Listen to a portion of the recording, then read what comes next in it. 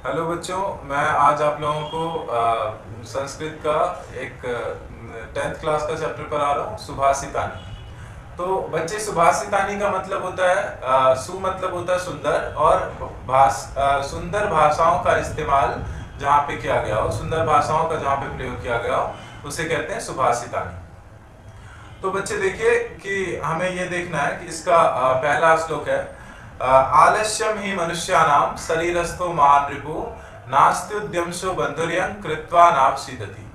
अर्थात आलस्यम ही मनुष्याणाम यानी कि ये षष्ठी विभक्ति हो गया, संबंध कारक। आलस ही मनुष्य का सबसे बड़ा शत्रु है। नास्ति उद्यमशो बंधुर्यं कृत्वा नापसीदति, और उद्यम के समान यानी परिश्रम के समान दूसरा कोई बंधु नहीं है। आलस के समान कोई दूसरा शत्रु नहीं है, और उद्यम के समान कोई दूसरा बंधु नहीं है। तो ये था बच्चे पहला श्लोक। अब हमें दूसरा देखना है। कह रहा है, गुणी गुणम वेत्ति ना वेत्ति निर्गुणो बलि बलम वेत्ति ना वेत्ति निर्बला पिको बसंतस्य गुणम नवायशः करीच सिंहस्य बलम नमस्कार। अर्थात गुणी व्यक्ति को ही गुण की पहचान होती है।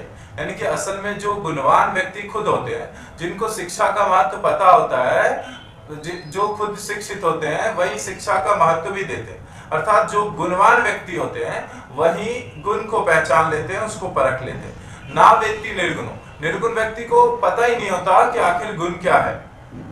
बलि बलम वेत्ति ना वेत्ति निर्बला, यानी बलवान व्यक्ति ही बल की पहचान करता है, शक्ति की पहचान करता है। निर्बल अर्थात कमजोर व्यक्तियों को बल की पहचान, शक्ति की पहचान नहीं होती। अब जिस तरह से पिको वसंतस्य गुणम नवायशः करीच सिंहस्य बलम नमस्कार। पिको वसंतस्य, बसंत ऋतु के आने पे, बसंत ऋतु के आगमन पे कोयल बहुत ही प्रसन्न होता है, ना कि कौवा। करीच सिंहस्य बलम नमस्कार। अब हाथी की शक्ति का एहसास जो है वो सिंह को ही होता है, क्योंकि सिंह को पता होता है कि हाथी कितना बलवान है। मूसक को नहीं, यानी कि चूहे को नहीं पता कि हाथी कितना बलवान होता है। अब बच्चे आप थर्ड श्लोक देखें। कह रहा है, निमित्त मुद्दिश्य ही यह प्रकुप्यति ध्रुवम सतस्यापगमे प्रसीदति अकारण द्वेषि मनस्तु यस्य वै कथम जनस्तम परितोषयिष्यति। देखिए, निमित्त मुद्दिश्य ही यह प्रकुप्यति ध्रुवम सतस्यापगमे प्रसीदति। बच्चे, प्रकुप्य मतलब हुआ क्रोधित होना, ठीक है, और प्रसीद मतलब होता है प्रसन्न होना। प्रसीद मतलब होता है प्रसन्न होना। तो कह रहे, निमित्त मुद्दिश्य ही यह प्रकुप्यति ध्रुवम सतस्यापगमे प्रसीदति। अर्थात वैसे व्यक्ति जो क्रोधित होते हैं, कुछ व्यक्ति क्रोधित होते हैं किसी कारण हेतु, कारण से क्रोधित होते हैं, ठीक है। अगर उन्हें किसी बात से तकलीफ होता है तो उस बात से वो नाराज होते हैं और गुस्सा करते हैं। जैसे ही वो कारण समाप्त हो जाता है, वो रीजन खत्म हो जाता है, तो फिर वो प्रसन्न हो जाते हैं, ठीक है। अगर वो गलती खत्म हो जाता है, सामने वाले के द्वारा किया गया गलती अगर समाप्त हो जाता है, तो फिर वो प्रसन्न हो जाते हैं। अकारण द्वेषि मूलस्तु यस्य वै कथम जनस्तु परितोषयिष्यति। मतलब अकारण द्वेषी। और कुछ मनुष्य ऐसे होते हैं जो अकारण ही आपसे द्वेष कर लेंगे, आपसे झगड़ा कर लेंगे, आपके प्रति खराब भावना अपने मन में रख लेंगे। कह रहे, वैसे व्यक्ति कभी भी प्रसन्न नहीं हो पाता। कथम जनस्तम परितोषयिष्यति, और वैसे व्यक्ति को प्रसन्न करके कोई फायदा भी नहीं है। कह रहा, उदीरितो अर्थः पशुनापि गुह्यते हयाश्च नागाश्च वहन्ति बोधिता अनुक्तामप्युहति पंडितो जनः पारंगति ज्ञान फलाहि बुद्ध्या। उदीरितो अर्थः पशुनापि गुह्यते, यानी पशुओं को भी पता होता है कि उदारता क्या है। हयाश्च नागाश्च वहन्ति बोधिता, अर्थात जानवरों को भी अगर प्यार से समझाया जाए कोई बात तो वो समझ जाते हैं, या अगर उन्हें इशारे से भी समझाया जाए, उन्हें कुछ कहा जाए तो वो समझ जाते हैं। हयाश्च नागाश्च वहन्ति बोधिता। बच्चे, यहाँ पे हयाश्च है मतलब होता है घोड़ा, है घोटक तुरंग सबका मतलब होता है घोड़ा। हयाश्च नागाश्च वहन्ति बोधिता, यानी कि हयाश्च यानी घोड़ा और हाथी को पता होता है कि भार कैसे ढोना, अर्थात वो मालिक के इशारे पे अपना काम कर लेते हैं। अनुत्तमप्यहति पंडितो जना, लेकिन जो पंडित व्यक्ति होते हैं, जो पारंगत व्यक्ति होते हैं, जो ज्ञानी व्यक्ति होते हैं, उन्हें समझाने की कोई जरूरत नहीं होती। इस श्लोक का मतलब यह है कि हमें ज्ञानी होनी चाहिए, पारंगत होनी चाहिए, हमेशा निर्भर नहीं रहनी चाहिए कि दूसरे अगर मुझे कोई काम डेलीगेट करेंगे तभी हमें करना। तो क्या होना चाहिए? हमें पारंगत होना चाहिए। बच्चे अब नेक्स्ट श्लोक है, क्रोधो ही शत्रु प्रथमो नराणाम देह स्थितो देह विनाशाय विनाशनाय यथा स्थितः काष्ठगतो हि वाहनी स एव बहिर्वाहते शरीरम। क्रोधो ही शत्रु प्रथमो नराणाम। बच्चे फिर ये है, यहाँ पे नराणाम है। नराणाम मतलब हो गया किसी भी मनुष्य का, नर मतलब पुरुष होता है, मनुष्य होता है, तो नराणाम मतलब हो गया किसी भी मनुष्य का, किसी भी पुरुष का। क्रोधो ही शत्रु प्रथमो नराणाम, किसी भी मनुष्य का क्रोध जो है वो सबसे पहला शत्रु है। क्रोध सबसे पहला शत्रु है।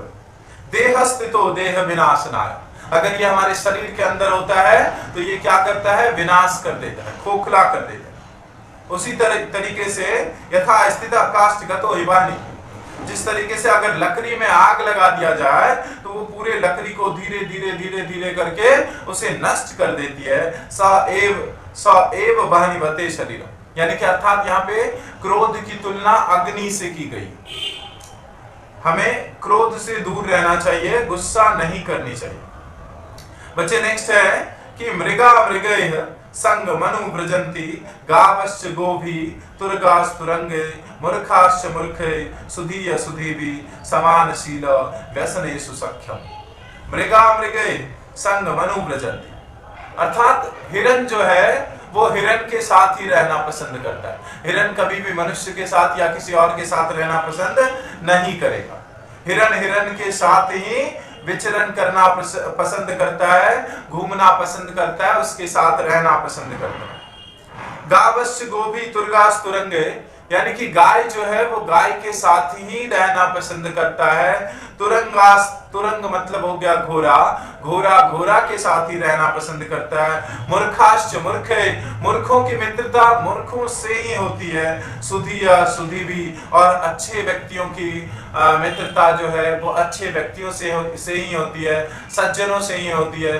तो समानशीलम व्यसनेषु सख्यम, अर्थात हमें समान आचरण वाले व्यक्ति, समान आदतों वाले व्यक्ति ही समान व्यक्तियों के साथ रहते हैं। अर्थात जो नेक पुरुष है, जो जेंटलमैन है, वो अच्छे व्यक्तियों के साथ रहेंगे, जो भद्र पुरुष है वो भद्रों के साथ रहेंगे, और जो खराब मनुष्य है वो खराब के साथ रहेंगे।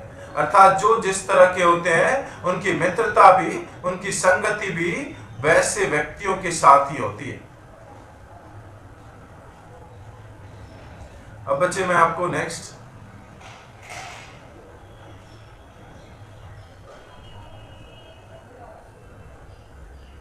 सेवितव्यो महावृक्ष फल छाया समन्विता यदि देवात् फलम नास्ति छाया केन निवार्यते। बच्चे नेक्स्ट श्लोक है कि सेवितव्यो महावृक्ष फल छाया समन्विता यदि देवात् फलम नास्ति छाया केन निवार्यते। कह रहे सेवितव्यो महावृक्ष, महावृक्ष की सेवा करनी चाहिए। फल छाया समन्विता, फल छाया, क्योंकि वो हमें क्या करता है? फल भी प्रदान करता है और छाया भी प्रदान करता है। यदि देवात् फलम नास्ति, अगर यदि देवता से हमें फल ही प्राप्ति नहीं होता है तो छाया के निवार्यते, फिर छाया का क्या प्रयोजन हो सकता है? कह रहा अमंत्रम अक्षरम नास्ति नास्ति मूलम औषधम अयोग्य पुरुषः नास्ति योजकस् तत्र दुर्लभम। अमंत्रम अक्षरम नास्ति, अमंत्रम अक्षरम नास्ति। बच्चे इसका विग्रह करके पढ़िए, अमंत्रम अक्षरम नास्ति, कोई भी अक्षर अमंत्र नहीं है। अमंत्र यानी कि कोई भी अक्षर ऐसा नहीं है जिनका की महत्व नहीं है।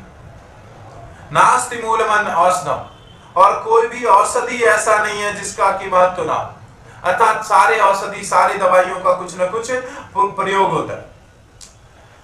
उसी तरीके से अयोग्य पुरुषः नास्ति, कोई भी पुरुष, कोई भी मनुष्य जो है वो अयोग्य नहीं। कोई भी मनुष्य, कोई भी पुरुष अयोग्य नहीं है। अर्थात हर मनुष्य में कुछ ना कुछ क्वालिटी होती है, कुछ ना कुछ गुण होता है, वो जरूरत होती है तो उसको परखने वाले व्यक्तियों की। कुछ लोग उसे परख पाते हैं और कुछ लोग उसे नहीं जान पाते, और वो बच्चे जिनके अंदर, वो मनुष्य जिनके अंदर वो क्वालिटी होता है, उसे कोई देख नहीं पाता और वो खराब रास्ते पे चले जाते हैं। तो ये डिपेंड करता है कि परखने वाले व्यक्ति कैसे। अगर कोई बच्चा पढ़ने में थोड़ा सा वीक है, कमजोर है, अगर टीचर अच्छे हो तो फिर उस बच्चे को अच्छा बनाया जा सकता है। योजकस्तत्र दुर्लभ। तो ये जरूरत होती है कि वो योजक कैसा है, यानी कि वो पारखी कैसा है, वो जोड़ने वाला व्यक्ति कैसा है।